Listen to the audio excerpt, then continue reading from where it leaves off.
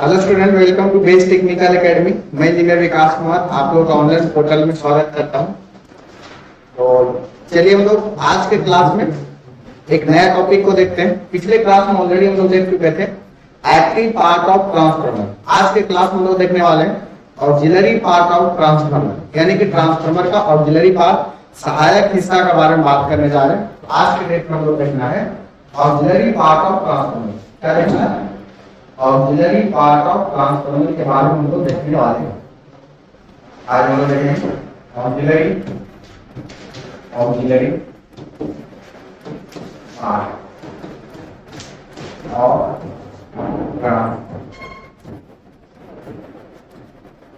यानी कि ट्रांसफार्मर का सहायक।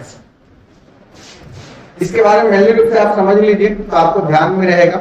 एक एक चीज आप समझ लीजिएगा तो पूछेगा तो याद रहेगा तो आप बना दीजिएगा। तो सबसे पहले आप आते होंगे तो रास्ता में कहीं ना कहीं ट्रांसफार्मर तो दिख ही जाता हो। आपका जहां घर होगा तो गली मोहल्ला में भी ट्रांसफार्मर होगा ही होगा ना। यानी कि हर जगह पर आपका ट्रांसफार्मर दिख रहा होगा।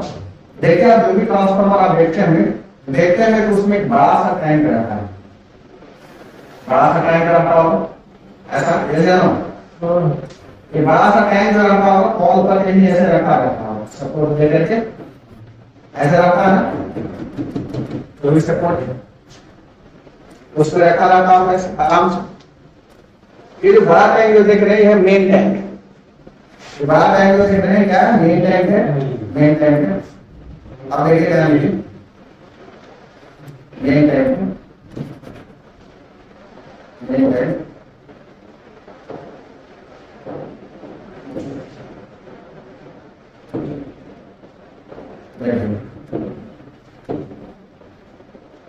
इसका टैंक बना है।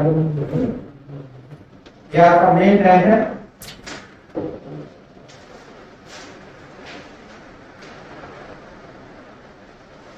कौन सा पार्ट पड़ रहा है? ऑक्सिलरी। हम लोग देख रहे हैं ऑक्सिलरी क्या हो रहा है?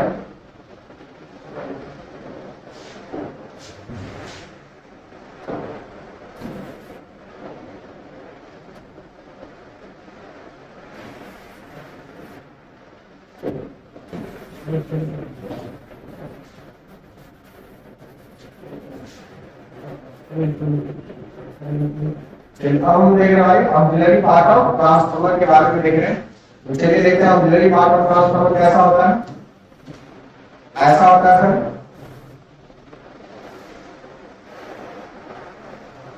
ऐसा। ये जैसे ट्रांसफार्मर का मेन टैंक, ट्रांसफार्मर का मेन टैंक, इसके ऊपर ऐसे पाइप लगा रहता है और यहाँ पर एक और टैंक लगा रहता है। ये वाला टैंक जो है इसी का कंजर्वेटर टैंक। कौन सा टैंक है? Conservator tank.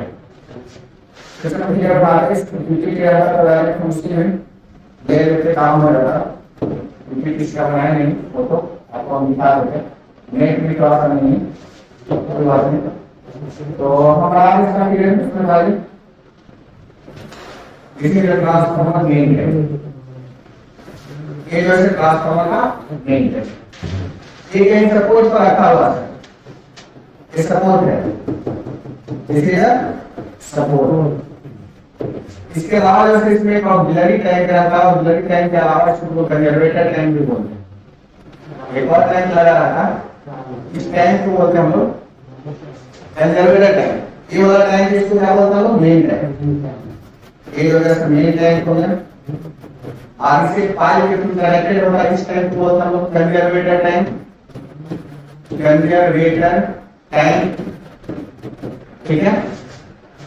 इसके अलावा इसमें और लगा रहता है ब्रीदर, ऐसे लगा रहता है। यहाँ पे लगा रहता है ब्रीदर, यहाँ पे लगा रहता है ब्रीदर। आगे ब्रीदर के पास एक और आता है सिलिका जेल। यहाँ पे लगा रहता है सिलिका जेल रहता है, सिलिका जेल रहता है, ठीक है। और जो है इसमें और क्या रहता है? देखिए और क्या रहता है, इसका मेन पार्ट भी इसके अंदर में रहता है। इसका मेन पार्ट भी इसके अंदर में रहता है। मेन पार्ट ये क्या है? ट्रांसफार्मर का टैंक, ट्रांसफार्मर का कोर मेन पार्ट है। हाई कोर में क्या रहता है? वाइंडिंग, स्टोर में क्या रहता है वाइंडिंग, एक प्राइमरी वाइंडिंग है, दूसरा क्या होता है सेकेंडरी वाइंडिंग, ऐसा कुछ रहता है। इसके अलावा और इसमें रहता है बुशिंग, इसके अलावा इसमें और रहता है आपका बुशिंग, इसके अलावा इसमें रहता है बुशिंग जो कि ऐसे रहता है लगा हुआ है, बुशिंग रहता है, बुशिंग दो रहता है इसमें ऐसा, इस साइड में भी लगा रहता है,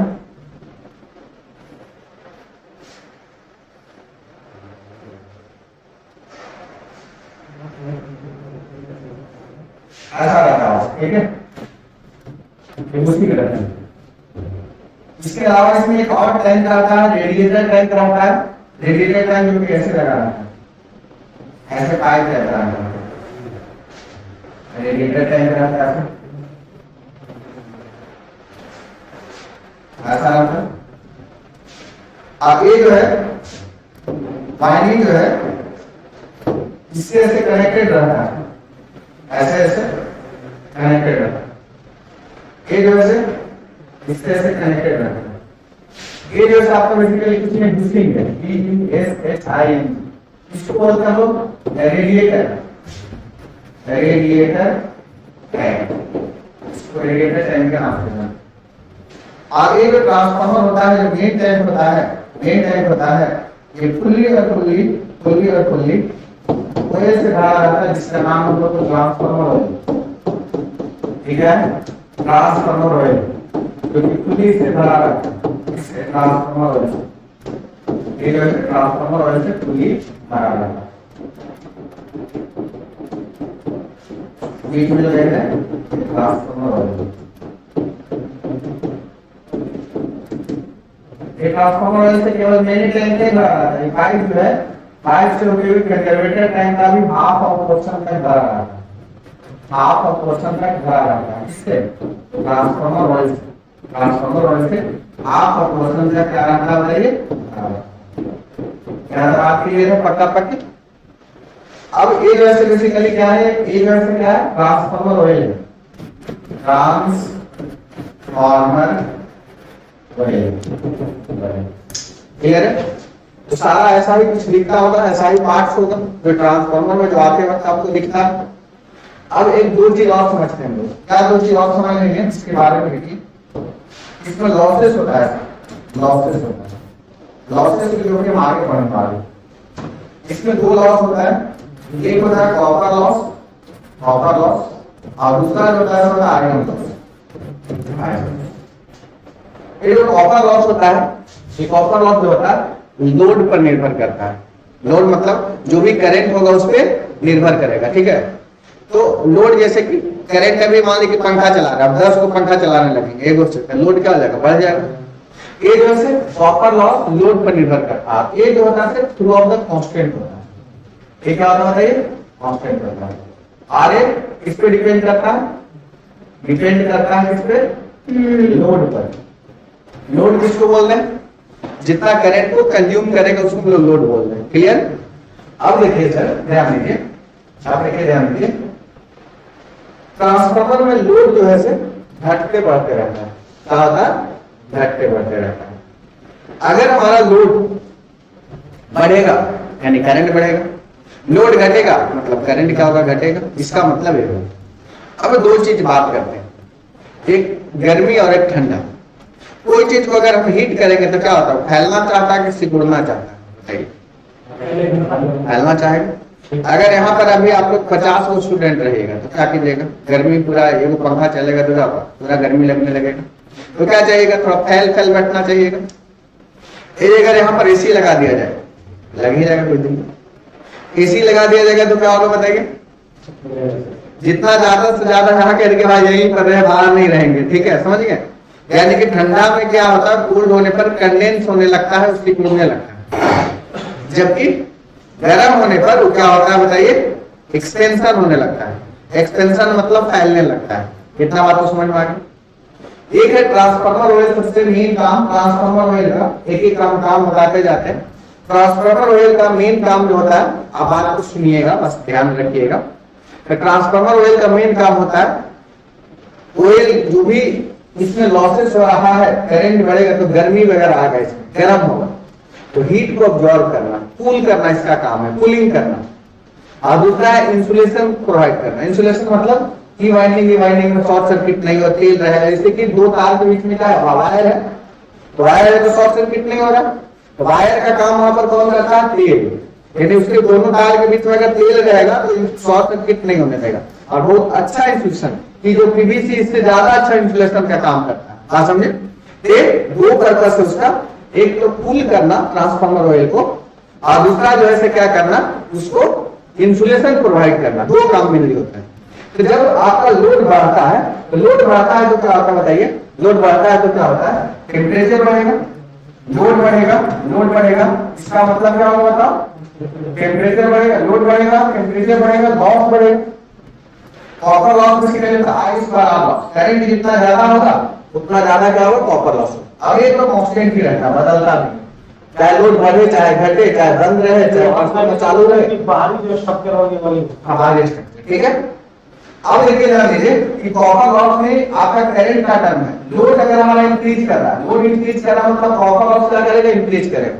loss in the form of heat होता है, जैसे हमारा पसीना निकल रहा है, हीट है तभी निकल रहा है, इन द फॉर्म ऑफ क्या होता है, हीट होता है। हीट जितना ज्यादा हो लॉस उतना ज्यादा होगा, ये लॉस जितना ज्यादा होगा, लोड ज्यादा होने से लॉस ज्यादा होगा, लॉस ज्यादा होगा मतलब हीट ज्यादा होगा, और हीट ज्यादा होगा तो बताइए क्या होगा, ये हीट ज्यादा होगा तो ट्रांसफार्मर ऑयल इसको क्या करेगा बताइए, क्या करेगा, इसको अवशोषित करेगा इस हीट को। तो नॉर्मल सिचुएशन में जितना था उससे क्या होगा, गर्म हो जाएगा। किसी का हीट लेगा तो गर्म होगा, गर्म होने से क्या जाएगा बताओ, फैलना चाहेगा तो क्या होगा, जगह कहां पर है, अगर यहाँ पर इसको ब्लॉक रखते, यहाँ पर इसको ब्लॉक रखते जगह एक आपका बहुत ज्यादा अगर फैलना चाहता तो फट सकता था, ब्लास्ट कर सकता था, इसीलिए यहाँ पर इसको लोग ब्लॉक नहीं रखते हैं। ये पाइप के थ्रू यहाँ अब क्या होगा सर, अब क्या होगा कि ये फैलना चाह रहा है तो ये यहाँ पर अगर हम इसको मूंद देते हैं, यहाँ पर बंद कर देते हैं तो क्या होता है, इधर ये वाला टैंक फटता, ये वाला टैंक फटता, कोई ना कोई तो फटता, इसलिए इसको लोग क्या छोड़ दिए, खुला छोड़ दिए, इससे बाहर निकलेगा तो अपना लेवल को क्या करेगा बताइए, बढ़ाएगा, आप करेगा ऊपर तो करेगा। तब जब टेम्परेचर बढ़ा यानी लोड बढ़ा तो टेम्परेचर बढ़ा, हीट बढ़ा, लॉस बढ़ा, तो हीट बढ़ने से क्या होगा, ये एक्सपेंड करना चाहा, फैलने से अगर यहाँ क्लोज रहता तो टैंक फट जाता, इसलिए हम लोग कंजर्वेटर टैंक का सहारा लेते हैं, और कंजर्वेटर टैंक भी ब्लॉक नहीं रहता, नहीं तो दोनों में से कोई फटता, ये अपना लेवल ऊपर बढ़ाएगा और इसलिए होकर के क्या बाहर निकल जाएगा। अब जूम करो कि लोड घट जाएगा, अगर लोड घट जाएगा तो क्या होगा बताइए, टेम्परेचर इसका कमेगा, तो क्या कंडेंस होना चाहेगा, सिकुड़ना चाहेगा तो अपना लेवल जो आप ले गया था अपना लेवल फिर से क्या लाएगा, डाउन लाएगा, तो यहाँ से एयर आएगा, फ्री एयर इसमें आएगा, तो क्या होगा बताइए, नॉर्मल फ्री एयर में क्या है, डस्ट है, मॉइस्चर है, ये सब है ना, तो ये सब डस्ट वगैरह धूल कर ट्रांसफार्मर ऑयल से डायरेक्टली इंपैक्ट में आएगा, उसका स्ट्रेंथ को, उसका ताकत को क्या होगा, घटा देगा। ताकत जब घटा देगा तो जितना उसका इंसुलेशन और कूलिंग का काम करना उतना क्या करेगा, नहीं करेगा। इसीलिए यहाँ पर हम लोग क्या करते हैं, सिलिका जेल को लगाते हैं। किसको लगाते हैं, सिलिका जेल। ये सिलिका जेल क्या करता है बताइए, सिलिका जेल क्या करता है, जो भी डस्ट वगैरह है, नमी वगैरह है, उसको क्या करता है, शोषित कर लेता है, ठीक है। या एक अभी ब्रीदर क्या करता है, ब्रीदर का काम क्या है, जैसे कि अंदर से बाहर गया तो सांस छोड़ा एक तरह का, जिसको बोलते हैं ब्रीद आउट, और बाहर से अंदर आएगा मतलब सांस लिया तो उसको बोलेंगे क्या, ब्रीद इन, यानी ब्रीद आउट और ब्रीद इन प्रोसेस ट्रांसफार्मर में लगातार चलते रहता है, डिपेंडिंग अपॉन द लोड बढ़ रहा है, लोड घट रहा है, इसके आधार पर ट्रांसफार्मर में ब्रीद इन और ब्रीद आउट का प्रोसेस कंटिन्यूअसली लगातार चलते रहता है, क्लियर। तो ये ब्रीदिंग ब्रीद आउट से हमारा क्या था, ये ट्रांसफार्मर ऑयल में डायरेक्ट अगर डस्ट वगैरह आएगा तो गंदगी हो जाएगा, अपना प्रॉपर्टी को खो देगा, जिसके हम सिलिका जेल का उपयोग करते हैं, ठीक है। ये सिलिका जेल का काम क्या है वैसे करिए, जो भी डस्ट मॉइस्चर वगैरह है उसको क्या करना, शोषित कर लेना, मेन काम उसका यही है, क्लियर। तो डस्ट और मॉइस्चर अगर हमारा शोषित कर लेगा तो क्या होगा, बहुत अच्छा चीज होगा कि नहीं होगा। तो ये यहाँ पर क्या एकदम बिल्कुल से अच्छा एयर आएगा, एटमॉस्फेरिक एयर जाएगा, जो भी अच्छा आएगा, फ्रेश आएगा। तो पूछता है कि इसका काम क्या था सिलिका जेल को, जो भी मॉइस्चर वगैरह है वायुमंडल में जो ट्रांसफार्मर ऑयल के अंदर आने वाला है उसको क्या करना, पहले से अवशोषित कर लेना काम इसका होता है। कभी कभी पूछ लेता है कि सिलिका जेल का कलर कैसा होता है। इसका सिलिका जेल का जो कलर होता है कैसा होता है, पेल पिंक होता है। कैसा होता है, पेल पिंक होता है। सिलिका जेल का कलर होता है पेल पिंक। पेल पिंक मतलब हल्का गुलाबी। कैसा होता है, हल्का गुलाबी। पिंक मतलब गुलाबी, पेल मतलब होता है हल्का। इसका कलर जो होता है कैसा होता है, हल्का गुलाबी होता है, हल्का गुलाबी। ठीक है, बात दिखता हो नहीं दिखता है, हाँ दिखता है, देखिएगा मिलता है मार्केट में। ठीक है, ये वैसे कैसा होगा, ये पिंक होगा। ठीक है, अब इसके अलावा अब नॉर्मल कंडीशन से अवशोषित करते करते इसका सेचुरेशन हो जाएगा। सेचुरेशन हो जाएगा तो इसका कलर जो हो जाएगा स्काई ब्लू है। उल्टा बोलेगा, इसका ओरिजिनल कलर जो होता है, ओरिजिनल कलर कैसा होता है, ओरिजिनल ओरिजिनल जो होता है, ओरिजिनल जो होता है स्काई ब्लू होता है। कैसा होता है, स्काई ब्लू। स्काई ब्लू मतलब आसमान की तरह नीला होता है। लेकिन इसका भी एक लिमिट होगा ना, इतना ही अवशोषित कर पाएगा, इसके बाद फर्दर नहीं कर पाएगा। ये अपना कलर चेंज कर लेता है। चेंज करके कैसे बनाता है, हल्का पीला यानी कि पेल पिंक बना लेता है। ठीक है, पेल पिंक इसका कलर हो गया, मतलब ये क्या अब फर्दर अवशोषित करने के लायक नहीं है। तो इसका मतलब ये हुआ। तो ये क्या, इसको फिर बदलेंगे, लेकिन ऐसा करते नहीं है, नहीं तो डेली ट्रांसफार्मर के पास टेक्नीशियन तो रहेगा, ऐसा है नहीं। तो क्या होता है, बेसिकली एटमॉस्फेरिक टेम्परेचर के कारण जो भी मॉइस्चर है इवोपोरेट हो जाता है। जैसे कि आप देखे होंगे कि रूम में भी कपड़ा को पसार देते हैं तो सूख जाता है, कोई जरूरी नहीं कि धूप में रखें। क्या होता है बेसिकली, ये हमारा एटमॉस्फेरिक प्रेशर टेम्परेचर में कुछ न कुछ है, टेम्परेचर से क्या होता है, सूख जाता है। उसी तरह से ये भी क्या होता है, एटमॉस्फेरिक टेम्परेचर के कारण इवोपोरेट हो जाता है, फिर से ओरिजिनल कलर अपना कैसा स्काई ब्लू क्या करता है, रीगेन कर लेता है। अभी तक का क्वेश्चन हमारा है कि आपका सिलिका जेल का कलर कैसा होता है, ओरिजिनल कलर में स्काई ब्लू, आकाश की तरह नीला, और एक अवशोषित करना मॉइस्चर को बंद कर देगा, तब इसका कलर कैसा हो जाएगा, पेल पिंक हो जाएगा। क्लियर। और इसका आपका सिलिका जेल जो होता है, इसका काम क्या है, मॉइस्चर को अवशोषित करना, डस्ट को अवशोषित करना। ट्रांसफार्मर ऑयल का जो कलर होता है कैसा होता है, कोई बता सकते हैं, बताइए। हल्का पीला, पीलापन हल्का होता है। ठीक है, येलो बोल सकते हैं, हल्का येलो होता है, पेल येलो बोल सकते हैं, हल्का येलो होता है। देखिए हमने कभी आप हल्का प्लाज्मा जो भी होता है हल्का येलो होता हो। इसके अलावा ट्रांसफार्मर ऑयल का काम क्या बताएं, दो चीज, एक आपका कूलिंग का काम करना, दूसरा इंसुलेशन का काम करना। क्लियर है। कौन सा तेल होता है, ये बेसिकली भगवान के दिया हुआ तेल नहीं है, यानी कि गॉड गिफ्टेड तेल नहीं है, नेचुरल ऑयल नहीं। मतलब नेचुरल मतलब डीजल केरोसिन पेट्रोल नहीं है। नेचुरल कहने का मतलब सरसों तेल, तीसी तेल, सब सूरजमुखी तेल सब नहीं है। क्या है, मानव निर्मित है, ह्यूमन बीइंग है, जो कि सर्टेन डिजायरेबल प्रॉपर्टी का पालन करता है। This is a synthetic oil, यानी कि made by the human being, जो कि गॉड गिफ्टेड नहीं है, जो कि सर्टेन डिजायरेबल प्रॉपर्टी को कोई केमिकल मिला करके इसको किया जाता है। तो क्या प्रॉपर्टी सर्टेन होना चाहिए, इसमें मॉइस्चर कंटेंट होना चाहिए, बहुत कम से कम होना चाहिए, 0.505 ppm पार्ट पर मिलियन होना चाहिए। हायर एजुकेशन में सब पढ़िएगा। इसके अलावा और क्या होना चाहिए बताइए, इसको डाइलेक्ट्रिक स्ट्रेंथ ज्यादा होना चाहिए, हाई डाइलेक्ट्रिक स्ट्रेंथ होना चाहिए, ताकि कूलिंग प्रॉपर्टी क्या हो, बढ़िया हो। ये सब सर्टेन डिजायरेबल प्रॉपर्टी का पालन करना चाहिए। तब ये है ह्यूमन बीइंग के द्वारा, आदमी के द्वारा बनाया गया। क्लियर है। इसके अलावा जो है बूस्टिंग का काम क्या है, जो भी एक्टिव लीड है, एक्टिव लीड मतलब जो बाहर जो जिसमें करंट वोल्टेज होता है उसको एक्टिव लीड बोलते हैं। एक्टिव लीड जो तार है उसको बाहर से अंदर लाना या अंदर से बाहर ले जाना, यही काम है बूस्टिंग का, और कोई काम नहीं। बूस्टिंग जो है कनेक्ट करता है एक्टिव लीड को बाहर से अंदर लाने के लिए या फिर अंदर से बाहर ले जाने के लिए, इसका बूस्टिंग का काम यही है।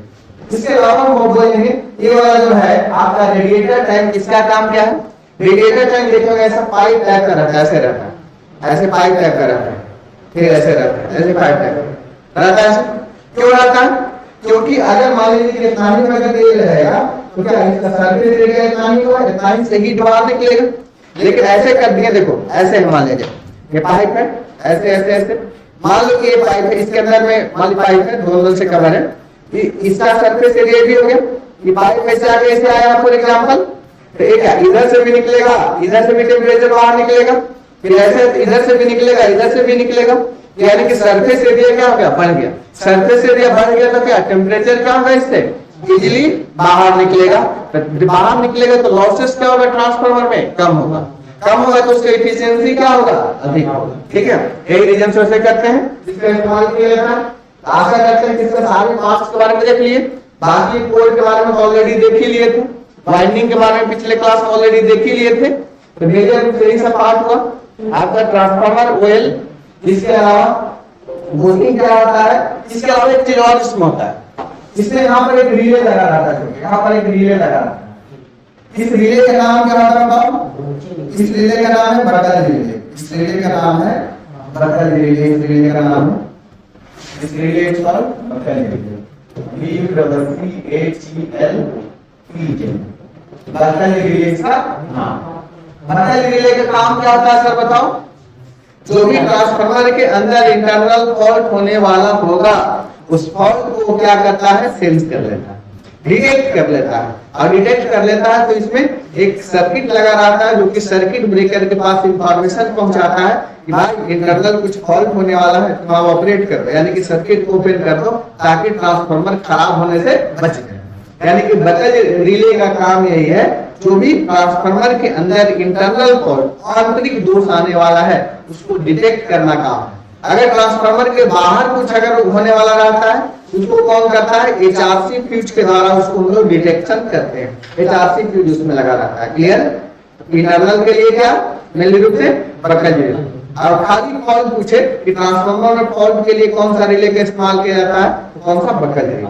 क्लियर है, यहाँ तक समझ गए, होप तो अच्छे से समझ गए होंगे। यस, नोट कीजिए।